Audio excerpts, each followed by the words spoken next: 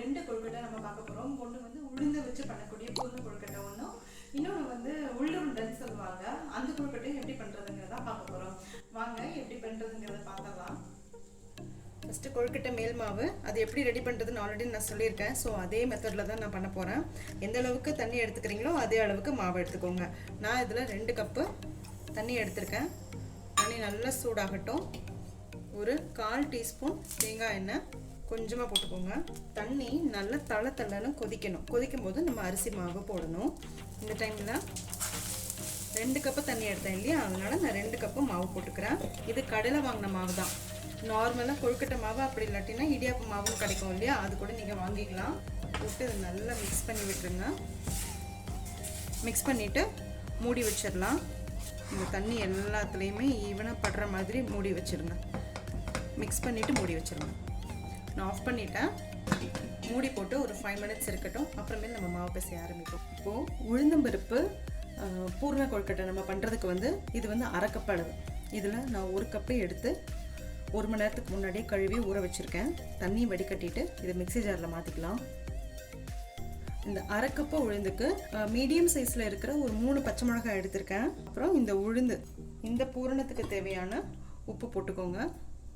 இதை மிக்சியில் ரொம்ப நைஸாக அரைக்கக்கூடாது, நல்லா கொஞ்சம் குறைன்னு அரைக்கணும். இப்போ ஒரு ஸ்டீமரில் நான் ஆல்ரெடி கொஞ்சம் தண்ணி காய வச்சுருக்கேன். நம்ம ஆல்ரெடி அரைச்சி வச்சுருக்கோம் இல்லையா, இந்த மாதிரி அரைக்கணும். இந்த மாதிரி பதத்தில் ஒன்றும் பாதியமாக அரைக்கணும். ஸோ அதை எல்லாத்தையும் நம்ம இப்போது இந்த ஸ்டீமரில் சேர்த்துப்போம். இது மாதிரி நல்லா ஸ்ப்ரெட் பண்ணிவிட்டு இப்போ இதை நம்ம பாயில் தண்ணி பாருங்கள், நல்லா தளன்னு கொதிக்குது. இந்த டைமில் நம்ம இந்த ஸ்டீமரை தூக்கி உள்ளே வச்சுட்டு இதை மூடி வச்சிடலாம். நம்ம கத்தி உள்ளே விட்டு பார்க்கும்போது கேக்குக்கெலாம் எப்போ பார்ப்போம், எப்படி பார்ப்போம், கேக் இட்லிக்கெலாம் கத்தி ஒன்று உள்ளே விட்டு பார்ப்போம். அது ஒட்டாமல் வந்ததுன்னா அப்போ இது வெந்துடுச்சுன்னு அர்த்தம். ஸோ வெந்ததுக்கு அப்புறமா நம்ம இதை ஆஃப் பண்ணிவிட்டு நெக்ஸ்ட்டு ப்ராசஸ் என்னென்னு பார்ப்போம். ஸ்டீமர் வெந்துட்டு இருக்கும்போது நம்ம ஆல்ரெடி மாவு ரெடி பண்ணி வச்சுருந்தோம் இல்லையா, அதை நம்ம கொழுக்கட்டை மாவு மாதிரி திரட்டிப்போம்.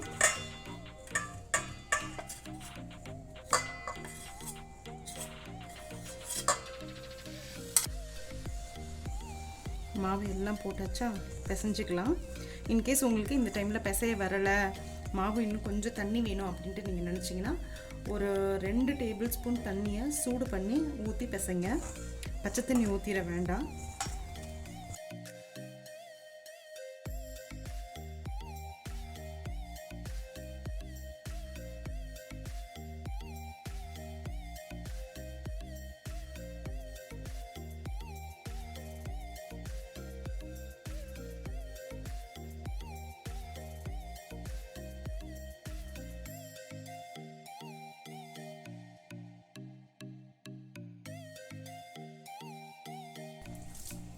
நல்லா ஒரு ஈரத்துணி போட்டு நம்ம சுற்றி வச்சிடலாம். நம்ம உளுந்து வேக வச்சிருந்தோம் இல்லையா, பார்த்துடலாம். பாருங்கள், சூப்பராக நல்லா வெந்துடுச்சு. இப்போது இதை எடுத்து தனியாக வச்சு ஆற வச்சதுக்கு அப்புறமா நம்ம மிக்சியில் பொடி பண்ணிக்கலாம். இப்போது இது நல்லா ஆறிடுச்சு. நம்ம இந்த உளுந்தம்பருப்பு ஸ்டஃபிங்க்கு உண்டானது. ஸோ இது மாதிரி பிச்சு போட்டுக்கலாம். இதை நல்லா பல்ஸ் மோட்டில் ஒரு 2 தடவைலேருந்து 3 தடவை நீங்கள் போட்டிங்கன்னா போகும். நல்லா சூப்பராக ப்ளஃபியாக உதிரியாக வர ஆரம்பிச்சு. வைப்பரில் வந்து நான் ஒரு 3லேருந்து 4 தடவை போட்டிருப்பேன். பாருங்கள் எவ்வளோ சூப்பராக உதிரியாக வந்துருச்சுன்னு. இப்போ இதை இப்போது ஒரு பேனில் கொஞ்சமாக எண்ணெய் ஊற்றிக்கோங்க. ஒரு 1/4 டீஸ்பூன் கடுகு, கொஞ்சமாக உளுந்தம்பருப்பு. கடுகு நல்லா வெடிக்கட்டும். 1/4 டீஸ்பூன் கடுகு, 1/4 டீஸ்பூன் உளுத்தம்பருப்பு. கடுகு நல்லா பொரியுது. இந்த டைமில் ஆல்ரெடி பச்சை மிளகாய் நம்ம சேர்த்தாச்சு, உப்பும் சேர்த்தாச்சு. ஸோ எதுவும் சேர்க்கணும்னு அவசியம் இல்லை. இந்த ஸ்டஃபிங் மட்டும் போட்டுடலாம். அதில்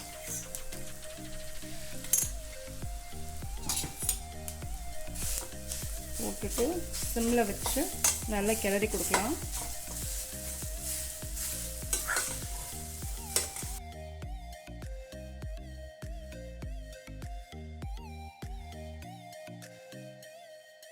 இதில் கொஞ்சமாக பெருங்காயம் போட்டுக்கலாம்.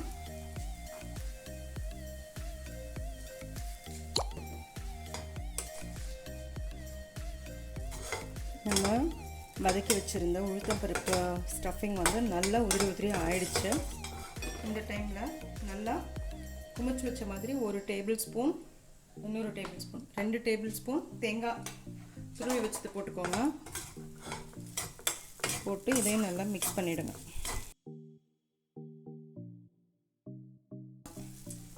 ஸோ நான் இதுக்கு ஆஃப் பண்ணிடுறேன். வேறு பாத்திரத்துக்கு மாற்றிக்கலாம். நான் சொன்ன அளவுகளோடு நீங்கள் உளுத்தம்பருப்பு பூர்ணம் நீங்கள் பண்ணிங்கன்னா உங்களுக்கு 100% வந்து 30 கொழுக்கட்டை வரும். ஸோ உங்களுக்கு எவ்வளோ தேவையோ அந்த அளவுக்கு பார்த்து செய்யுங்க.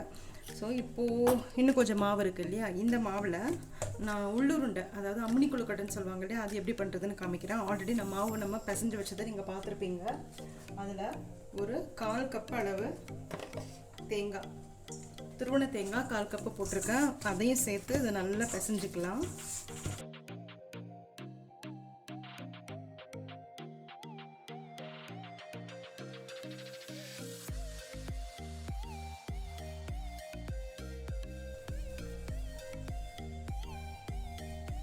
ஸோ அழகாக இது மாதிரி குட்டி குட்டியாக உருண்டையாக உருட்டிக்கலாம். இப்போது மாவு ஆல்ரெடி நம்ம பிசைஞ்சு வச்சுருக்கோம் இல்லையா, ஸோ மாவு ரெடி, பூரணம் ரெடி. இவ்வளோ ஃப்ளாட்டான சர்ஃபேஸ் எடுத்துக்கோங்க. நான் இரு துணி எடுத்திருக்கேன், பிளாஸ்டிக் கவர் கூட நீங்கள் எடுத்துக்கலாம். எடுத்து இதை வச்சுட்டு அகைன் மேலே இது மாதிரி போற்றி விட்டுருங்க. போற்றி விட்டுட்டு ஒரு ஃப்ளாட்டான சர்ஃபேஸ் இதை வச்சு அகைன் ப்ரெஸ் பண்ணுங்கள். அப்போ ஓரளவு ரவுண்டாக வந்துடும். அப்புறம் உங்களுக்கு எவ்வளோ வேணுமோ அவ்வளோ ப்ரெஸ் பண்ணிக்கோங்க.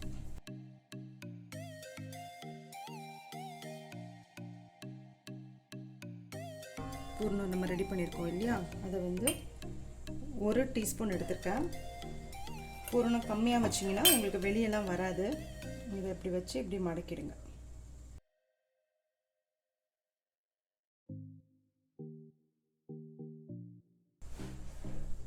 சூப்பராக அழகாக பர்ஃபெக்டாக வந்துருச்சு. இந்த மாதிரி பூரணத்தை வந்து எல்லாத்தையுமே ரெடி பண்ணி வச்சுக்கலாம்.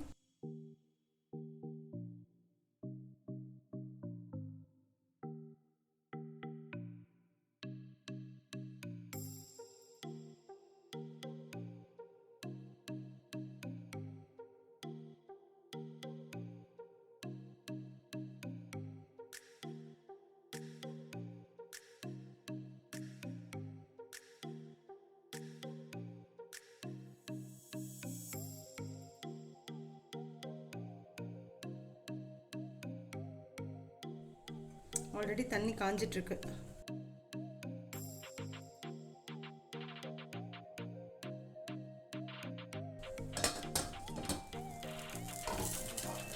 பார்த்தீங்கன்னா உங்களுக்கு கொழுக்கட்டை வந்து நல்லா வெந்துருச்சு. எப்படி வெந்தது அப்படின்னு சொல்லி தெரிஞ்சுக்கலாம் அப்படின்னு சொல்லி பார்த்தா கொழுக்கட்டை மேலே கொஞ்சம் ஒரு பளபளன்னு இருக்கும். ஸோ அந்த டைமில் வெந்துருச்சுன்னு அர்த்தம். ஒரு 8 நிமிஷம் ஆகும் வந்து வெந்து எடுக்கிறதுக்கு. ஸோ இப்போ இந்த கொழுக்கட்டையும் எல்லாத்தையும் நம்ம வெளியே எடுத்துடலாம். நல்லா சாஃப்டான சூப்பரான கொழுக்கட்டை ரெடி. பாருங்கள் நல்லா உடையாமல் எவ்வளோ அழகாக வந்திருக்குன்னு சொல்லிட்டு. இப்போது இதே இதில் நம்ம ஆல்ரெடி உருட்டி வச்சுருக்கேன். இது மாதிரி அந்த குட்டி குட்டி கொழுக்கட்டை, அம்மினி கொழுக்கட்டைன்னு சொன்னோம் இல்லையா, தேங்காய் பூ போட்டு. ஸோ அது எல்லாத்தையும் இதில் போட்டு வேக வச்சுக்கலாம். இதுவும் ஒரு 8 நிமிஷம் ஆகும். ஸோ இதை மூடி வச்சுருவோம். நம்ம கொழுக்கட்டை வந்து வேக வச்சு வச்சுருந்தோம் இல்லையா, ஒரு 8 நிமிஷம் ஆகிடுச்சு. நல்லா குக் ஆகிடுச்சு பாருங்கள், சூப்பராக. இப்போ நான் இதை ஆஃப் பண்ணிவிட்டு நம்ம தாளிக்கலாம். ஒரு பேன் வச்சாச்சு, அதில் கொஞ்சமாக எண்ணெய் ஊற்றிக்கலாம்.